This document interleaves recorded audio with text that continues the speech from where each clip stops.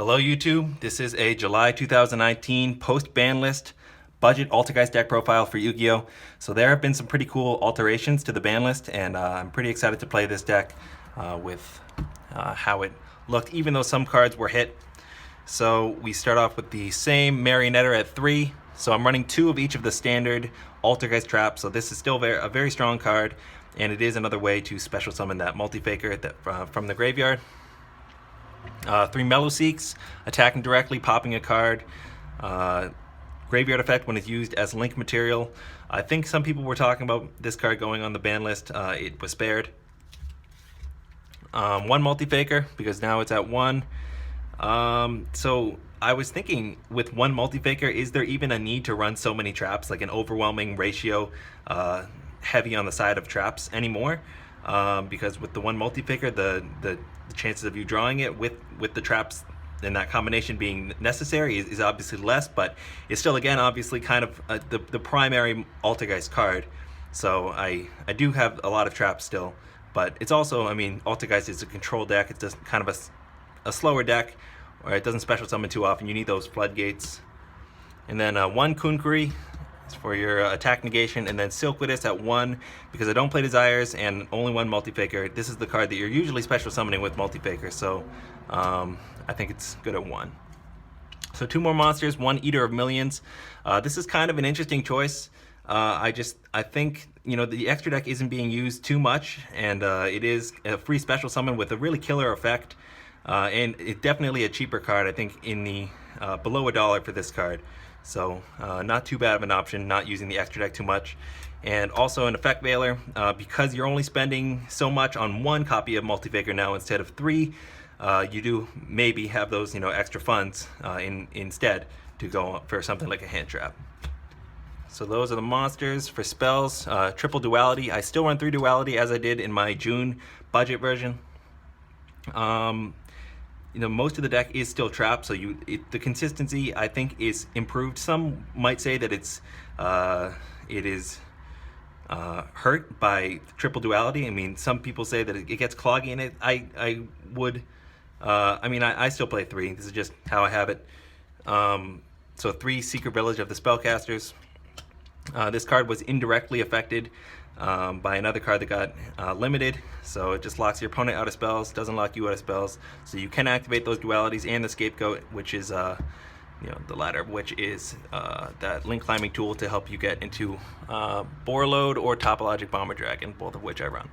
So traps, 2 spoofings, 2 protocols, 2 manifestation. I would run spoofing at 3 if it were an Altergeist card.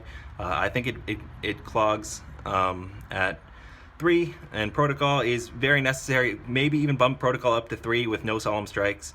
But again, it can clog again. But you know, running triple Marionetter, it's not horrible. There is some support to finding that protocol, and manifestation is something to use to special summon multi-faker. So more traps. Triple Solemn Judgment. This card is unlimited, and it is a cheap card now. It might go up in price now that it's been removed from the limited list, but I think it's definitely a worthwhile choice at 3. This is a really strong card, and obviously the cost, if you know, due to math, the cost of the card becomes less every time you use it, so it's actually more incentive to use multiple. So 3 Heavy Storm Dusters. This could be changed depending on what's going on. This is just the way that I have it here. I mean, I've always liked Heavy Storm Duster because it's just so overwhelmingly good to clear out back row in some games where it really can be worth putting in the main deck. And then we got double Dimensional Barrier and double Torrential Tribute. Can be good depending on the matchup. Stopping, it really depends on the deck, but sometimes, I mean, they need fusion monsters to go into their link monsters. They use synchros to use as link material. So I mean, if you can stop this, I mean, if you're stopping the link summon, or hopefully the goal is to stop the link summon with those other summons that are happening before the link summon. That's kind of the goal with Dimensional Barrier, I think. And then Torrential just clears the board, and that's how you get your multi-faker right after that. And then we got the one Solemn Warning, so no strikes because this is a budget deck, but still a very strong card. Warning negates the normal summon at a cost that is at the beginning of the game less than Judgments. So one Metaverse, this card was hit too, as in addition to multi-faker. So definitely harder to get those secret villages on the field now, and you also lose the trap for the multi-faker, but you know, multi-faker was limited anyway, so I guess the chances of that combination happening are even slimmer now, far slimmer actually. So we got the Imperial Order. I do run the Scapegoat and the Dualities, but I think this is really the only card that has kind of dis-synergy, so it's I think a worthwhile choice, and it's actually been reprinted. This is an OTS copy right here, so you could probably pick it up for cheaper now. Then we got Anti-Spell and Rivalry, so just Floodgates. This could be bumped up, again, depending on what's going on. I would say this can be very devastating, but it can also not affect at all, and this card is more consistent to be good, but less devastating with overall damage, I guess. And then finally, the last card in the main deck is a Breakthrough Skill to replace the strikes. And now we got the extra deck, double Link Rebo. I bumped this up to 2. I'm running the Scapegoat too, so one of these could be used as Scapegoat material, but that at least leaves you with 1 and, you know, possibly 2 for your Meloseeks. So it's just your way to send Meloseek to the grave. So we got triple Hextia and 1 Prime Banshee. This negation of a spell or trap is very good. And with 3 multi-faker, it was pretty easy to spam that spot that Hextia pointed to underneath it or to the right of it, with that special summon, with either the multi-faker or the card special summoned by multi-faker.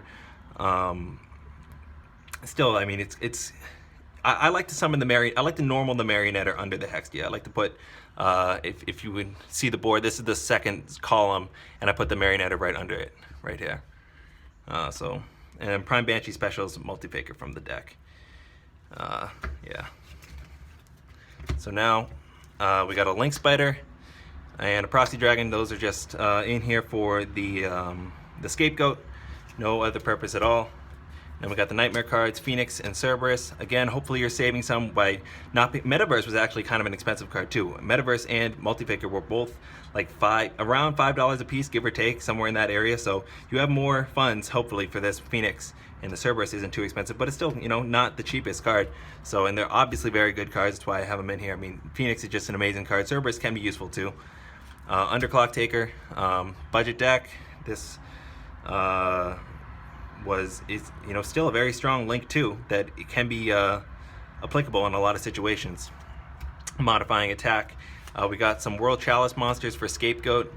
If you have one other, you know, usually your normal summon, you can go into this board right here with a Scapegoat too. So this will draw that card if you summon this first. And non-targeting, non-destruction, and this one protects, or no, it protects itself. So decent options for Scapegoat, and then 2 more options for Scapegoat, Borload and Topologic Bomber Dragon. Again, this is going to be a somewhat pricey card still, but it's a lot cheaper than what I bought it for originally, to be honest. And this card, I mean, you're pretty much special summoning multi-faker through its own effect or with manifestation to this zone and blowing up the board. That's what I find myself doing with this card. Borload is just really killer card.